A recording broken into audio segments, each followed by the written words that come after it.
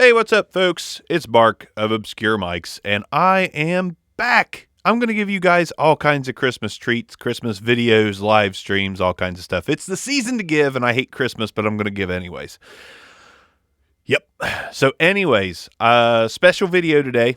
So I went and grabbed a absolute ton of audio gear from my local radio station, and I'm going to unveil everything that I got from said radio station. Right now, I am talking on camera into the camera, a Sony HDR CX430. Really nice camera, has a mic jack on it.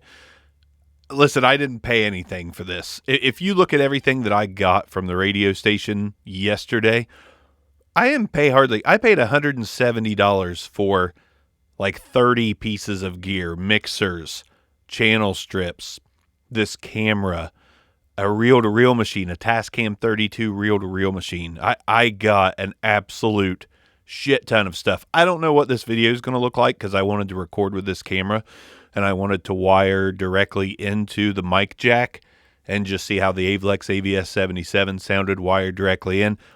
But man, I've got a treat. I am really becoming an old man and a grouchy old man. Not grouchy towards everyone, grouchy towards just the highfalutin, gotta have the best top of the line gear. I love budget shopping. I love budget gear. I love cheap stuff that you can make work and bend to your will and make a good production from it. And we spend too much money on high-end gear. I mean, I don't at all, but let me show you what I'm talking about. So I've got here beside me on the desk, I have a Shure M267 series microphone mixer. No USB out. This is vintage. And my God, it's vintage goodness. And I got, how many of these did I get? I see 3. I got 4 of these, and then I got 1, 2, 3, 4, 5, 6, 7, 8, 9, 10, 11. 11 older models. Same thing, but an older model. Not completely different, but I really like this slightly newer model. So what I get, I got 15 of these microphone mixers. Let me show you what I've got. So just so you know, Avlex AVS77 running into the Shure M267, which is then running XLR out to 3.5 millimeter. This old device doesn't like my phone, but neither do new devices. So anyways, Shure M267 series mixer ran into the camera. Let's take a look at this thing. M267 series. I love that vintage goodness backlit readout. That is beautiful. You can set your gain accordingly. I'm hitting about -3 decibels, but I have the preamp in the camera turned way down. But anyways, I mean, I love this stuff. You've got a built-in low-cut filter, which if I switch on right now, I'm going to get a lot thinner. So there's that. Much thinner. Hopefully that phone noise isn't coming through. I'm not going to turn it into airplane mode. Got too much stuff going on. So low-cut filter. So you got that right off the rip, built in to this old mixer. I'm going to turn that back off because I like my big beefy bottoms.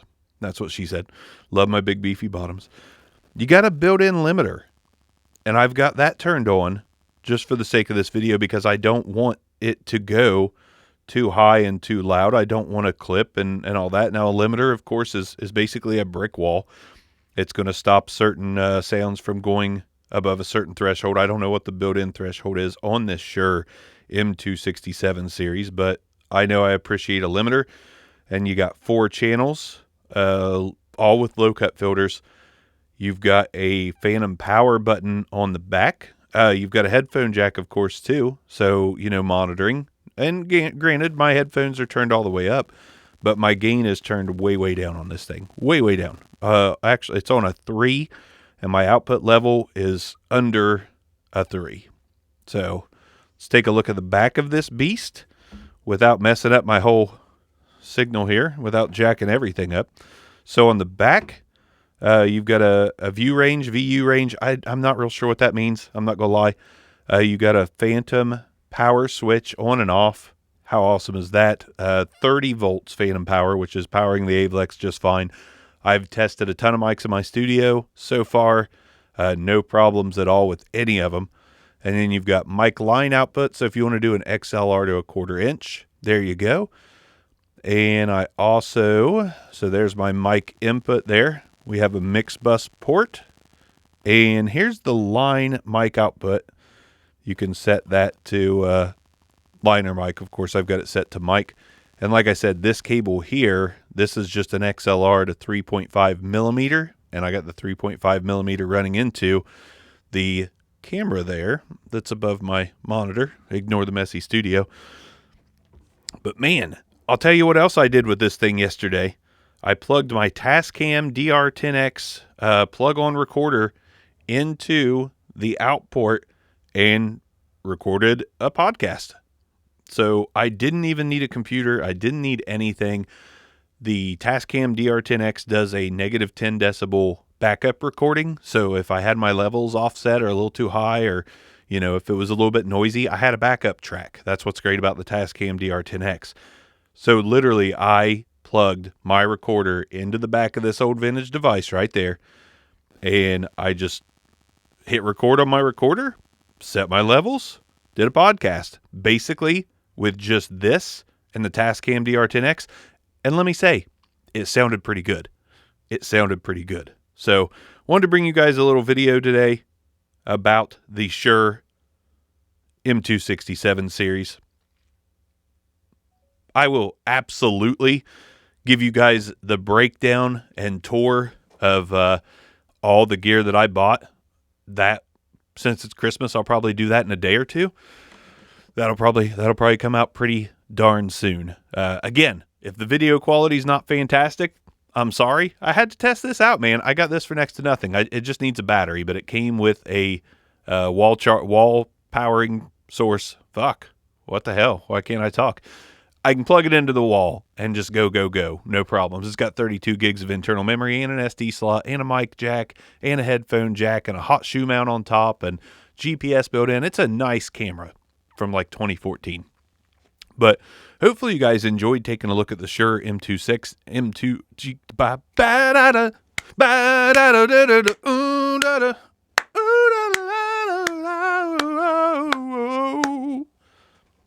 Hopefully you guys enjoyed taking a look at the M267 series from Shure microphone mixer.